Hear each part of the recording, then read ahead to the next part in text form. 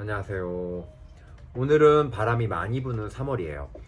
이번 주가 마지막 꽃샘추위라고 하던데, 이번 주가 지나면 이제 우리가 말하는 이쁜 벚꽃도 피고 개나리도 피지 않을까 생각합니다. 개나리가 안 피었지만 제 옷에는 피었네요. 저를 보시면서 개나리가 곧 피었다, 아니면 필 것이다 이렇게 생각하시고 오늘 이야기를 하겠습니다. 제가 오늘 이야기할 거는 약에 대한 이야기는 아니고, 제가 영양제 상담을 했을 때 가장 첫 번째로 체크를 하는 게 있어요.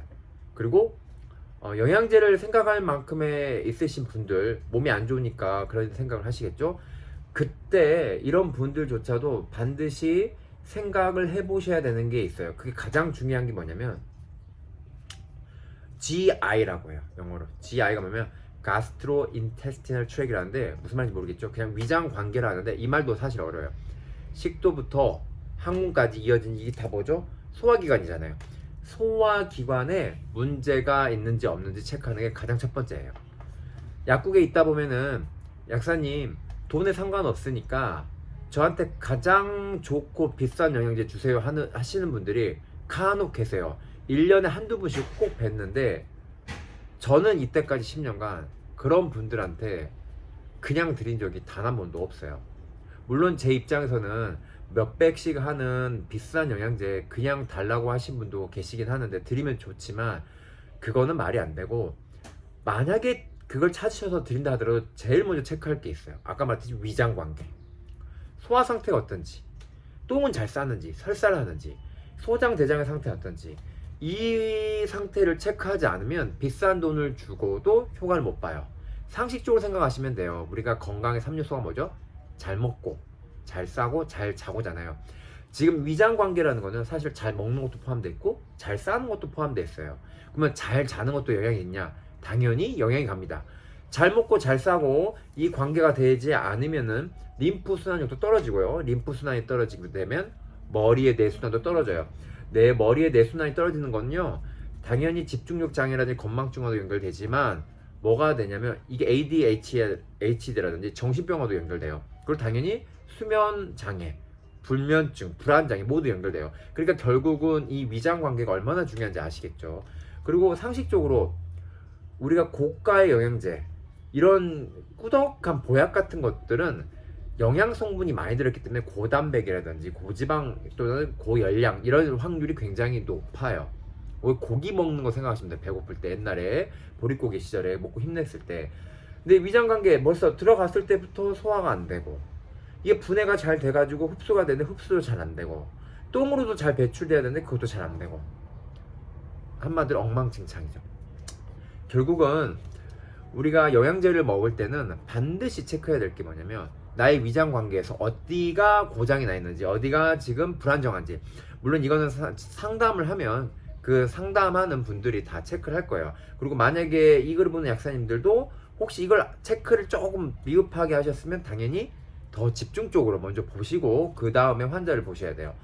그리고 대부분의 상담을 하다 보면은 만성 질환을 갖고 있으신 분들은요, 위장 관계가 다 불안정합니다. 그래서 뭐 어떤 병명이 여러 가지 있겠죠. 예를 들면 파킨슨 병이 있습니다. 그러면 파킨슨 뇌질환이잖아요. 근데 뇌질환이 있으신 분들도 보시면요, 위장 관계 다 문제 있어요. 그러니까 이것 때문에도 요게 올 수 있는 거예요. 요런 식으로 체크를 해야 되고, 그리고 이제 동양에서 제일 말하는 이제 한자의 표현이 있어요. 담습, 습이 많다, 담이 많다, 뭐 습담 이렇게 말하기도 하고 담습을 쓰기도 하고, 요런 표현들도요 전부 다 결국은 뭐냐면 이 위장 관계로 관련된 거예요. 음식물이 분해되고 이게 남은 영양분이 제대로 흡수되고 찌꺼기는 배출돼야 되는데 그게 다 안 된다는 뜻이거든.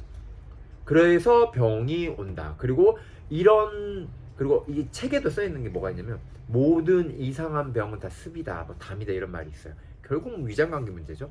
모든 이상한 병은 위장 관계가 불안정하게 되면 그로 인한 남은 찌꺼기들이 다 뭐한다, 몸에서는 전부 다 독소로 작용하기 때문에 피부병, 그리고 이상한 정신질환, 그리고 병명을 알 수 없는 등의 증상으로 나타나게 됩니다.